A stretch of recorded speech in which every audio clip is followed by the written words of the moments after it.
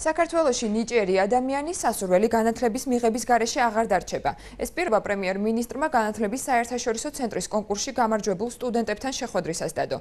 პრემიერის თქმით, სახელმწიფო გამარჯვებულთა საზღვარგარეთ სწავლას დააფინანსებს, რომლის დასრულების შემდეგაც მათ სახელმწიფო სტრუქტურებში შესაბამის სამსახურს თავაზობს. პროგრამის ფარგლებში 78 სტუდენტი დაფინანსდა.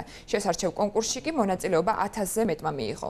განათლების საერთაშორისო ცენტრი, რომელიც პრემიერის ინიციატივით 2014 წლის მარტში შეიქმნა, მიზნად სტუდენტების საზღვარგარეთ სწავლის დაფინანსებას ისახავს.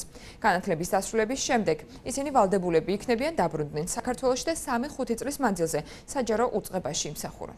სწორედ მთავარი ასე ვთქვათ პირობა ჩვენი მხრიდან, სახელმწიფოს მხრიდან, მთავარი მოთხოვნა გნებავთ არის ის, რომ სახელმწიფო თქვენთან გააფორმოს ხელშეკრულებას და თქვენ აიღებთ ვალდებულებას, ასე ვთქვათ, რომ თქვენს მიიღებულ წოდნას მოახმართ სახელმწიფოს და ქვეყანას, ჩვენს ხალხს, ხოლო ჩვენი მხრივ ვიღებთ ვალდებულებას, რომ თქვენი წოდნის, თქვენი უნარების შესაბამის და შესაფერის სამსახურს დაგახვედრებთ სამშობლოში დაბრუნებისთანავე.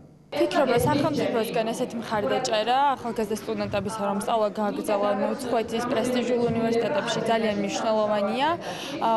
ჩემი პირადი გამოცდილებით თქვენ მერის ლონდონის უნივერსიტეტში მივიღე სასწავლო დაფინანსება თავად უნივერსიტეტისგან, ხოლო პრემიერის ფონდის, ანუ საერთაშორისო განათლების ცენტრის დახმარებით შევძლებ, რომ ვიცხოვრო ინგლისში თავისუფლად, მივიღო განათლება და შემდეგ უკვე გამოვიყენო როგორც საჯარო სამსახურში, თქვა ძალიან მნიშვნელოვანი ცოდნა და გამოცდილება იქ მიღებული.